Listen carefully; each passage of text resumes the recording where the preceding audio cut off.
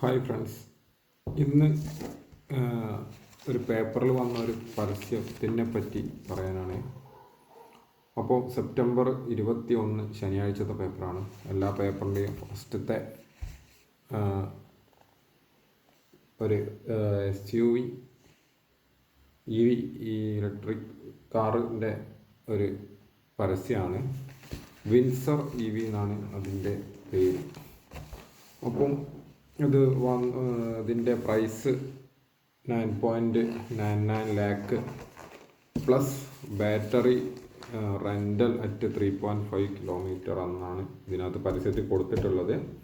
അപ്പോൾ ഇതിനകത്ത് പിന്നെ പറയുന്നുണ്ട് ബാറ്ററി ആസ് എ സർവീസ് എന്ന് പറയുന്നുണ്ട്, പിന്നെ ലൈഫ് ടൈം വാറണ്ടി ബാറ്ററി എന്ന് പറയുന്നുണ്ട്, പിന്നെ 360 ബൈപാക്ക് പ്ലാൻ എന്ന് പറയുന്നുണ്ട്. അതിൻ്റെ താഴെ assured buyback of 60% after 3 year എന്നാണ് പറയുന്നത്.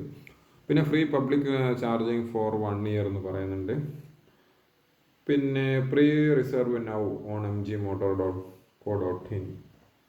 പിന്നെ സീറ്റ് ഒക്കെ പറയുന്നുണ്ട് എയ്റോ ലോങ് ആണ്, ഇൻഫിനിറ്റി വ്യൂ ആണ്, ഗ്രാൻഡ് വ്യൂ ടച്ച് ഡിസ്പ്ലേ ഉണ്ട്, 6 എയർ ബാഗ്സ് ഉണ്ട്.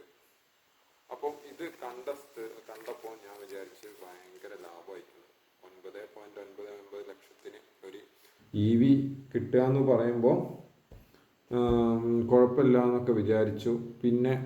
പിന്നെയാണ് ഈ 3.5 കിലോമീറ്റർ 3.5 റുപ്പീസ് പെർ കിലോമീറ്റർ കണ്ടത്. അപ്പോൾ ഇത് കണ്ടപ്പോൾ ഞാൻ ബാക്കിയുള്ള EV ആയിട്ടൊക്കെ ഒന്ന് താരതമ്യം ചെയ്ത് നോക്കി. ഇത് നമുക്ക് ബെനിഫിറ്റ് ഉണ്ടാവുമോ എന്നുള്ള കാര്യം ഞാൻ ഒന്ന് സ്റ്റഡി ചെയ്ത്. അപ്പോൾ സ്റ്റഡി ചെയ്യുന്ന സമയത്ത് ഒരുപാടൊന്നും ആലോചിക്കേണ്ടി വന്നില്ല. കാരണം എന്താണെന്ന് വെച്ചാൽ ഈ സെഗ്മെൻറ്റിലുള്ള ഈ ഇലക്ട്രിക് വെഹിക്കിളിൻ്റെ കാർ നമുക്ക് ബാറ്ററി എല്ലാ കമ്പനികളും പ്രൊവൈഡ് ചെയ്യുന്നത് ഞാൻ നോക്കിയപ്പം ഏകദേശം 1.6 ലാക്ക് കിലോമീറ്റർ വരെ എല്ലാ കമ്പനികളും അതിൻ്റെ വാറണ്ടി പ്രൊവൈഡ് ചെയ്യുന്നുണ്ട്. Nexon, BYD, Kia, Tata Tiago, MG ZX. പിന്നെ ഇതുപോലെ തന്നെ ഇത് ലൈഫ് ടൈം വാറണ്ടി പറയുന്നുണ്ട്. പക്ഷേ ഫസ്റ്റ് ഓണർ മാത്രമേ ലൈഫ് ടൈം വാറണ്ടി തരുന്നുള്ളൂ എന്നും പറയുന്നുണ്ട്. അപ്പം സെക്കൻഡ് ഓണറിലേക്ക് പോവുകയാണെങ്കിൽ അതിൻ്റെ വാറണ്ടി ഈ 1.6 ലാക്ക് പെർ കിലോമീറ്ററിലേക്ക് 1.6 ലാക്കിലേക്ക് പിന്നെയും അത് ചുരുങ്ങി വരുമെന്ന് അറിയാൻ കഴിഞ്ഞു. അപ്പോൾ എന്താണ് ഇത് നമുക്ക് ബെനിഫിഷ്യറി ആവോ ഉള്ളോ എന്നുള്ളത് നമുക്കൊന്ന് പരിശോധിക്കാം. അപ്പോൾ ഒരുപാട് തലപുകഞ്ഞ് ചിന്തിക്കേണ്ട ആവശ്യമുണ്ടെന്ന് എനിക്ക് തോന്നുന്നില്ല.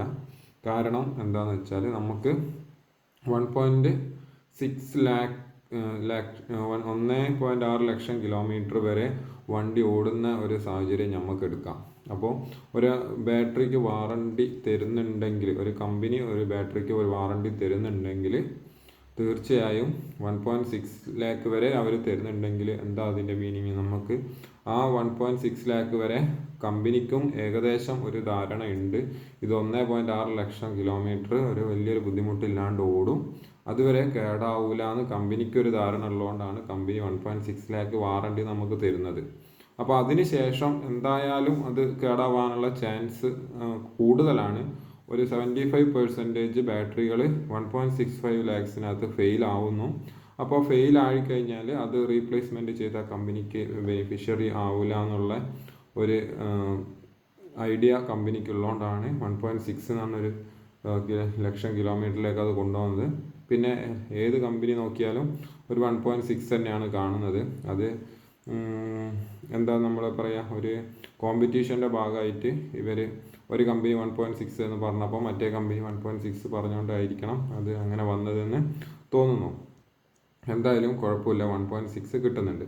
അപ്പോൾ നമുക്ക് ഈ 1.6 ലാക്ക് കിലോമീറ്റർ വരെ നമ്മളെ നെക്സണോ, BYDയോ, കിയയോ, ടാറ്റ ടിയാഗോ ഇതൊക്കെ ഓടുന്നൊരു കണ്ടീഷൻ നമുക്ക് നോക്കിയാൽ മാത്രം നമുക്ക് മതിയാവും. കാരണം നമുക്ക് 1.6 ലാക്ക് കിലോമീറ്റർ ഓടാൻ നമുക്ക് ബാക്കിയുള്ള വെഹിക്കിളിൻ്റെ കോസ്റ്റ് കാര്യങ്ങളൊക്കെ അവിടെ നിൽക്കട്ടെ. ബാക്കി 3.5 കിലോമീറ്റർ ചാർജിങ്ങും കോസ്റ്റും അവിടെ നിൽക്കട്ടെ. 3 റുപ്യ 50 പൈസ ഒരു കിലോമീറ്റർ നമ്മൾ MGക്ക് നമ്മൾ കൊടുക്കണം. അതായത് നമ്മൾ മൊബൈലൊക്കെ റീചാർജ് ചെയ്യുന്ന പോലെ നമ്മൾ ബാറ്ററി റീചാർജ് ചെയ്യണം. അപ്പോൾ ഇത് ചാർജ് ചെയ്യാനുള്ള ഫെസിലിറ്റി വേറെ നമ്മൾ കാണുകയും വേണം. അപ്പോൾ അത് വേറെ എല്ലാ വണ്ടിക്കും ഉള്ളതുകൊണ്ട് നമ്മൾ പറയണ്ട. അപ്പോൾ 3.5 കിലോമീറ്റർ വെച്ചിട്ട് നമ്മൾ കൊടുക്കുകയാണെങ്കിൽ 3 റുപ്യ 50 പൈസ വെച്ച് നമ്മളൊരു കിലോമീറ്ററിന് വെച്ച് MGക്ക് കൊടുക്കുകയാണെങ്കിൽ 1.6 ലാക്ക് കിലോമീറ്റർ ഓടാൻ നമുക്ക് 5.6 ലാക്ക് നമ്മൾ MGയിലേക്ക് അടയ്ക്കണം. അപ്പോൾ നമ്മൾ വണ്ടി എടുത്ത് 1.6 ലാക്ക് ഓടിക്കഴിയുമ്പോഴത്തേക്ക് നമ്മൾ 5.6 ലക്ഷം നമ്മൾ കൊടുക്കണം. അപ്പോൾ MG ഈ കമ്പനിക്ക് എന്താ കിട്ടിയത്? നമ്മൾ 1.6 ലാക്ക് കിലോമീറ്റർ കവർ ചെയ്തപ്പോൾ കമ്പനിക്ക് 5.6 ലാക്ക് കിട്ടി. അപ്പോൾ ലൈഫ് ടൈം വാറണ്ടി പറയുന്നുണ്ട്. 1.6 ലാക്കിൽ ബാറ്ററി കംപ്ലൈൻ്റ് ആയെന്ന് വിചാരിക്കാം. അപ്പോൾ ബാറ്ററി കംപ്ലൈൻ്റ് ആയിട്ടുണ്ടെങ്കിൽ ഈ ബാറ്ററി റീപ്ലേസ് ചെയ്യാനുള്ള കോസ്റ്റായിട്ട് ഈ 5.6 ലാക്ക് അവർക്ക് കയ്യിൽ കിട്ടി. അത് നമ്മൾ എങ്ങനെ കിട്ടുമെന്ന് വെച്ചാൽ നമ്മൾ 5.6 ലാക്ക് നമ്മൾ ഈ ഇവർ പറയുന്ന 3 വർഷം കഴിഞ്ഞിട്ട് അല്ലെങ്കിൽ 4 വർഷം കഴിഞ്ഞിട്ട് നമ്മൾ ഒരു ലംസം എമൗണ്ട് 5.6 ലാക്ക് നമ്മൾ അവരെ കയ്യിൽ കൊടുക്കുകയല്ല ചെയ്യുന്നത്. നമ്മൾ EMI അടയ്ക്കുന്ന പോലെ കിലോമീറ്റർ റൺ ചെയ്യുന്നതിനനുസരിച്ച് കുറച്ച് പൈസ നമ്മൾ അവിടെ കൊണ്ടുപോയി ഇൻവെസ്റ്റ് ചെയ്യുന്നത്. അങ്ങനെ at the end of 1.6 lakh kilometre അവർക്ക് 5.6 ലാക്ക് കിട്ടും. അപ്പോൾ ഈ 1.6 ലാക്ക് കിലോമീറ്ററിന് ശേഷം ഈ വണ്ടി ബാറ്ററി കേടാവുകയാണെങ്കിൽ അവർക്കത് പ്രശ്നമല്ല. അവർ 5.6 ലാക്ക് അവരെ കയ്യിൽ ഓൾറെഡി ഉണ്ട്. അവർ ഈ 5.6 ലാക്ക് വെച്ചിട്ട് അവർക്ക് ആ ബാറ്ററി റീപ്ലേസ് ചെയ്ത് തരാം. ഇനി 1.6 ലാക്കിൽ ബാറ്ററി കേടായില്ല എന്ന് കൂട്ടിക്കോ. അപ്പോൾ അവർക്ക് എന്ത് ചെയ്യാം? പിന്നെയും നമ്മൾ ഒരു 1.6 ലാക്ക് കിലോമീറ്റർ കഴിഞ്ഞ് പിന്നെയും നമ്മൾ ഓടുന്നതിനനുസരിച്ച് നമ്മൾ പിന്നെയും ക്യാഷ് അവർക്ക് കൊടുത്തുകൊണ്ടിരിക്കണം. 3.5 പെർ കിലോമീറ്റർ കൊടുത്തുകൊണ്ടിരിക്കണം. അപ്പോൾ പിന്നെയും അവർക്ക് എന്തായി? പിന്നെ അവർക്ക് കിട്ടുന്നതൊക്കെ ലാഭമായി. അപ്പോൾ ഒരു 2 ലാക്ക് കിലോമീറ്ററിലാണ് ബാറ്ററി കേടാവുന്നതെങ്കിൽ നമുക്ക് 40,000 കിലോമീറ്ററിൻ്റെ കാശ് അവർക്ക് എന്തായി? ലാഭത്തിലേക്ക് വന്ന്. അപ്പോൾ പിന്നെ അവർ നോക്കിയാൽ മതി 5.6 ലാക്ക്.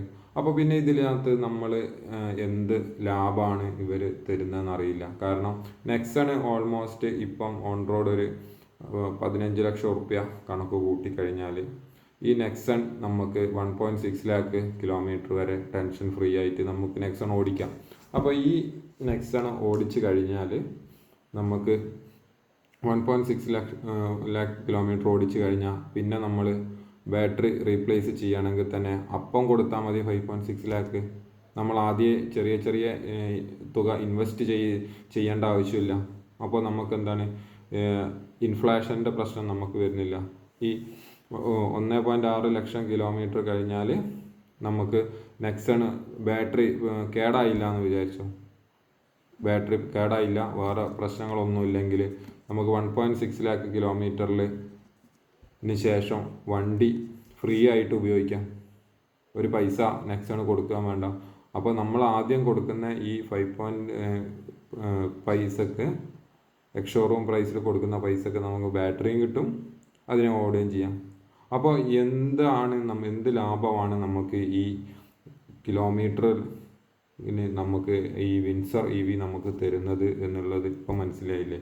അത് പക്ക നഷ്ടമാണ്. ഇനി നമ്മൾ രണ്ടാമത്തെ കാര്യത്തിലേക്ക് വരികയാണെങ്കിൽ 360 ബൈബാക്ക് പ്ലാൻ എന്ന് പറയുന്നുണ്ട്. അപ്പോൾ 360 ബൈബാക്ക് പ്ലാൻ എന്ന് പറഞ്ഞാൽ എന്താ? Assured buyback of 60% after 3 years. 3 വർഷത്തിന് ശേഷം 60% നമ്മൾ വണ്ടിയുടെ എക്സ്ഷോറൂം പ്രൈസിൻ്റെ 60% പൈസ നമുക്ക് തന്നിട്ട് കമ്പനി ഈ EV റിട്ടേൺ എടുക്കുമെന്ന് പറയുന്നുണ്ട്. കാരണം നമുക്ക് ഇത് മറ്റൊരാൾക്ക് ഈ വണ്ടി നമുക്ക് കൊടുക്കാൻ പറ്റില്ല. കാരണം ഒരാളും ഈ വണ്ടി എടുക്കൂല. കാരണം ഈ ബാറ്ററി ലൈഫ് ടൈം വാറണ്ടി നമ്മൾ ഓണർഷിപ്പ് ചേഞ്ച് ചെയ്യുന്നതോടെ ലൈഫ് ടൈം വാറണ്ടി ഓപ്ഷൻ കട്ടാവും. പിന്നെ 1.6 ലാക്ക് കിലോമീറ്ററിലേക്ക് ഇതിൻ്റെ വാറണ്ടി പിന്നെയും ചുരുങ്ങും. അപ്പം ഈ വാറണ്ടി പ്ലാന് ഇങ്ങനെ കട്ടാവുന്നത് കൊണ്ട് സെക്കൻഡ് മാർക്കറ്റിൽ ഈ വണ്ടിക്ക് ഒരുപാട് ലാഭം ഉണ്ടെന്ന്, സെക്കൻഡ് മാർക്കറ്റിൽ ഒരുപാട് വാല്യൂ ഉണ്ടെന്ന് പ്രതീക്ഷിക്കുന്നില്ല. കാരണം ആരും ഈ വണ്ടി എടുക്കാൻ തയ്യാറാവില്ല. അപ്പോൾ 60% പൈസ നമുക്ക് ഇവർ തരുമെന്ന് പറയുന്നുണ്ട്. നമുക്ക് പിന്നുള്ള ഒരു ഓപ്ഷൻ കമ്പനിക്ക് തന്നെ വണ്ടി തിരിച്ചു കൊടുക്കുക എന്നുള്ളതാണ്. അപ്പോൾ കമ്പനിക്ക് വണ്ടി തിരിച്ചു കൊടുക്കുകയാണെങ്കിൽ 3 വർഷം കഴിഞ്ഞാൽ നമുക്ക് കറക്റ്റ് 3 വർഷത്തിനുള്ളിൽ അത് തിരിച്ചു കൊടുക്കണം കമ്പനിയിലേക്ക്. അല്ലെങ്കിൽ ആഫ്റ്റർ 3 years എന്ന് പറയുന്നുണ്ട്. 3 വർഷം നമ്മൾ ഓടിച്ചതിന് ശേഷം തിരിച്ചു കൊടുക്കണം. അപ്പോൾ എവിടെയൊരു റിവ്യൂവിൽ വായിച്ചിട്ടുണ്ടായിരുന്നു, അതിന് ഒരു കിലോമീറ്റർ റേഞ്ചും കൂടെ ഉണ്ട്. അപ്പോൾ ഈ 60% റേറ്റ് അവർ പറയുന്നത് അതായത് അവർ പറയുന്ന കണ്ടീഷൻ സാറ്റിസ്ഫൈ ചെയ്താൽ മാത്രമേ നമുക്ക് 60% പൈസ അവർ തരുള്ളൂ. എന്തായാലും 40% പൈസ അവർ കട്ട് ചെയ്യും. ഇപ്പോൾ 10 ലക്ഷത്തിൻ്റെ വണ്ടിയാണെങ്കിൽ 6 ലക്ഷം കിട്ടുള്ളൂ. അപ്പോൾ അഷേർഡ് ബൈബാക്ക് ഓഫ് 60% എന്ന് പറഞ്ഞു കഴിഞ്ഞാൽ നമുക്ക് ഇന്നൊരു വണ്ടി എടുത്താൽ 3 വർഷം കഴിഞ്ഞിട്ട് നമുക്ക് ആലോചിക്കുകയാണെങ്കിൽ അവർ 60% തരുമെന്നാണ് പറയുന്നത്. പക്ഷേ അപ്പോഴും ഒരു വാല്യുവേഷൻ്റെ ഒരു പ്രശ്നം മുന്നിൽ വരും. നമുക്ക് വണ്ടി എടുത്തതുപോലെ നമുക്കൊരു വണ്ടി ഒരിക്കലും തിരിച്ചു കൊടുക്കാൻ പറ്റില്ല. അതിന് ചെറിയ തട്ടോ മുട്ടലുകളോ എന്തെങ്കിലും പ്രശ്നങ്ങളോ ഉണ്ടെങ്കിൽ അവർ ഒരു കൺസിഡറബിൾ എമൗണ്ട് ഇതിന്ന് എന്തായാലും ലെസ് ചെയ്യും. ആ ലെസ് ചെയ്യുന്ന എമൗണ്ട് എത്രയാണെന്നുള്ളത് അന്ന് അവർ അപ്പം പറയുള്ളൂ. പിന്നത്തെ ഈ ഇൻഫ്ലേഷൻ്റെ പ്രശ്നം വെച്ച് നോക്കുകയാണെങ്കിൽ നമുക്ക് എന്നാണോ വണ്ടി ഇറക്കുന്നത് ആ വണ്ടിയുടെ അന്നത്തെ പ്രൈസിൻ്റെ 60% കിട്ടുക. 3 വർഷം കഴിഞ്ഞാൽ ഈ പൈസക്ക് ഒരു കുറവ് വരും. അതായത് ഇൻഫ്ലേഷൻ്റെ ഒരു പ്രശ്നം വരും. അത് നമുക്ക് നഷ്ടമാണ്. അപ്പം ഇത്രയും കാര്യങ്ങളാണ് ഈ ഒരു വിൻസർ EVയിൽ ഒളിഞ്ഞിരിക്കുന്ന കാര്യങ്ങൾ. ഇത് എത്രത്തോളം സക്സസ് ആവുമെന്ന് അറിയില്ല. എന്തായാലും നമുക്ക് നോക്കി കാണാം. ഓക്കെ.